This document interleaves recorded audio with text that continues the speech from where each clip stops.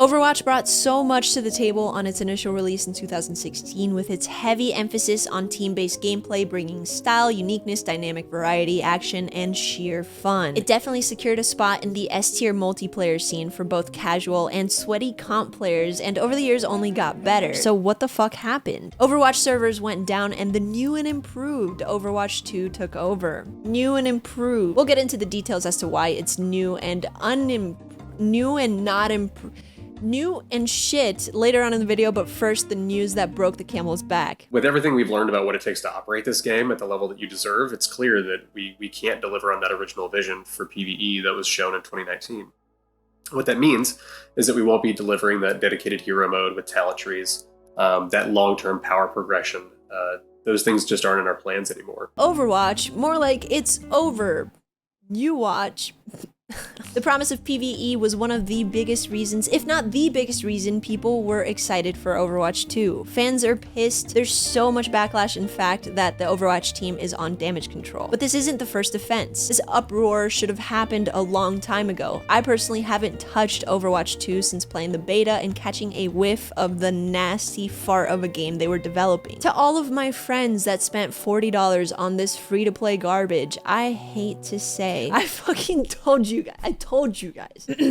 Overwatch devs have been shitting in people's front yards since before Overwatch 2 even released. To understand the downfall of Overwatch and why PvE being scrapped has everyone's panties in a bunch, we have to start at the beginning. On behalf of the Overwatch team, I am extremely proud and excited to finally and officially announce Overwatch 2. We always feel like our games speak for themselves, so let's take a look at the gameplay and then we'll talk. We're being overrun. No sector is everywhere. I'll hold them as long as I can. What are you doing here? It's happening again. Paris was just the beginning. This is a global invasion. Let's get them, Brigitte. I've got you, Papa. Watching your back. Now that's teamwork.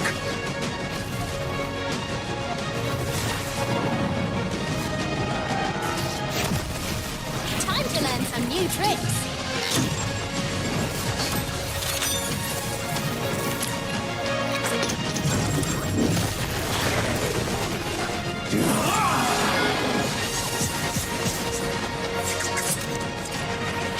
Chill out. 2019 was a record bad year for Blizzard. Controversies and bad numbers will make any large company shit bricks, but thankfully for them, Jeff Kaplan,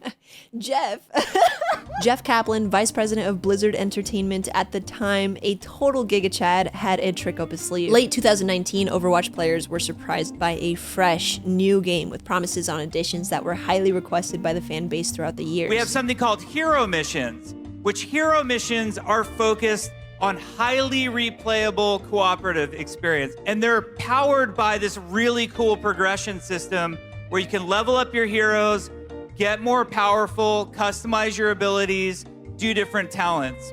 It's gonna be a ton of fun. The news did exactly what Blizzard intended it to, skyrocketed Overwatch player count numbers. And then it went quiet. The more time passed, the more apparent it became that this game had been announced way too early. By doing that, they may have gotten themselves out of a funk, but set themselves up for an even bigger butt funk since they had no end in sight with their original vision.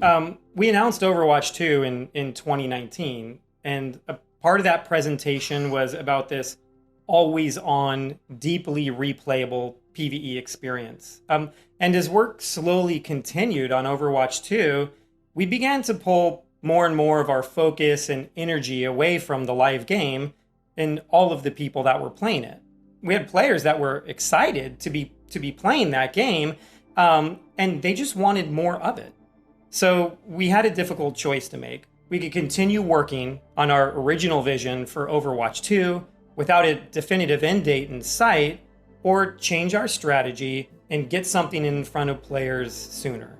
We chose the latter, and we released Overwatch 2 last October. What this means, if you cut out the bullshit sugarcoating, is that there was approximately a 2-year drought with no big hitting news on the sequel. The skyrocketing player count we talked about earlier was now dwindled down in anticipation of a new game, and Overwatch 2 was nowhere near ready. So instead of finishing the game and delivering on the promises that were originally announced, the team decided to half-ass rush out multiplayer portions of the game with a premise of PvE coming later. June 16th, 2022, the Overwatch 2 reveal event. We got a release date, everything was hype, October 4th, 2022. Overwatch 2 was announced to be free to play. Oh. Introducing battle passes and microtransactions within seasons. Ugh. Unfortunately, shady monetization practices have always been present in Overwatch. The whole thing with buying loot boxes being compared to gambling. But the caveat was always that microtransactions didn't affect the core game. They were there for skin fiends, and it wasn't a daunting task to earn in-game currency to buy a fancy skin here and there without spending real money. The progression was always rewarding, one way or another, when earning in-game loot, and it was always purely cosmetic. Emphasis on cosmetic. Overwatch 2, on the other hand, is a messy pay-to-win whirlwind of bullshit. The release of the game confirmed characters locked behind battle passes and paywalls. The argument can be made that yes, you can unlock these characters through playing the game. The free-to-play model has been proven to be successful in many games such as Fortnite, Apex Legends, Rogue Company, and CSGO. So why is it seen in such a negative light when it comes to Overwatch specifically? The answer is actually very simple.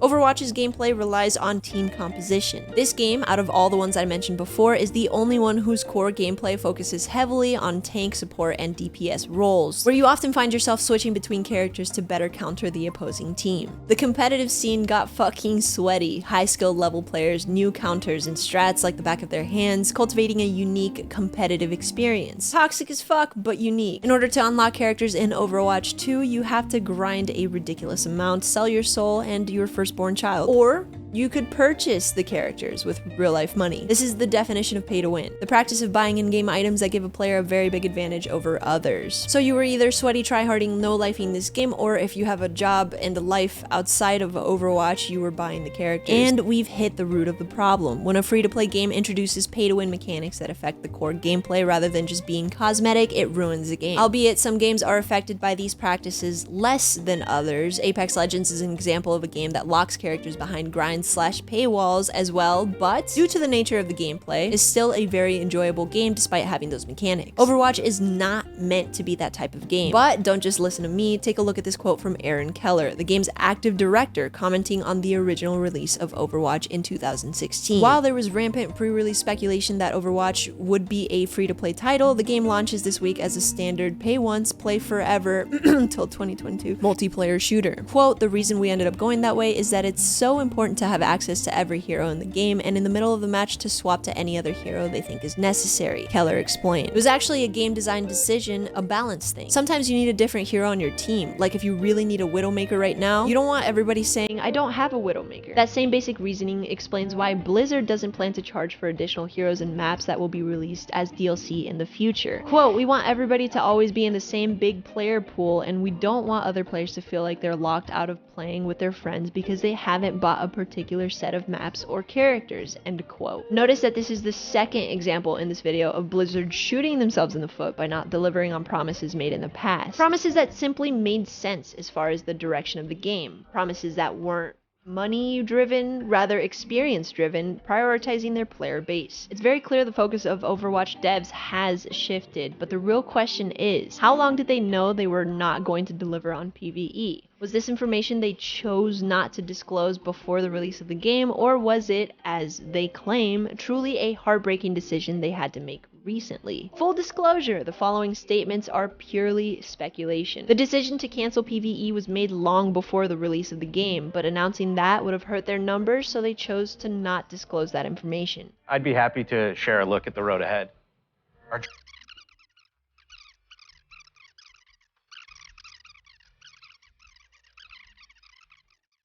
In 2023, we'll also begin releasing our new PvE experiences, which we're really excited about. We're really looking forward to being able to share more with the community as we get closer to releasing them. Notice how little information they give on PvE, how they go into heavy detail on other subjects during the announcement, but only briefly and extremely vaguely remind us about their plans for PvE. Matter of fact, every showcase leading up to the most recent one has followed the same format, give a ton of details on upcoming seasons, but vaguely mention PvE. It's like avoiding saying I love you to the person you intend on breaking up with, because you're waiting for the right moment to break the news. They stood to lose money on the Watchpoint pack, a $40 expansion pack sold for a free game before it even released. That pack gave people access to the beta as well as a bunch of other useless shit. It seems very apparent to me and many others that they didn't want to announce PvE was not releasing in full capacity because it was a major selling point for Overwatch 2. Jump to present day. Games director Jared Noose responds to the major backlash by saying, "A clarification that I wanted to make is that while we made the decision to cut hero mode plus talents, we have a lot of great PvE content coming out this year." Going forward, though, rather than doing a big one-time PvE releasing and rather than pouring all of our efforts into these singular releases, Rather than actually developing a game, we're planning to make co-op gameplay and co-op experiences just part of our live roadmap. So we want you to be able to experience it more often and with more variety than we had originally announced. We're going to be releasing our first major story-based event featuring a new set of missions, and it'll kick off a brand new story arc for Overwatch. let's take a look at this magical event. First and foremost, there is so much story for this event that they couldn't even put it into the game. Instead, you have to look it up elsewhere online. Isn't that how we've always gotten story and lore in Overwatch? It's what people were complaining about in the first place. Starwatch is a mode, a PvP match with an added AI that body blocks you, some turrets to take up space, and a reskinned map. Oh, and I almost forgot, you have less heroes to choose from in this mode, and the theme is based on the overpriced skins for that season. Boy, I sure do want to play this game.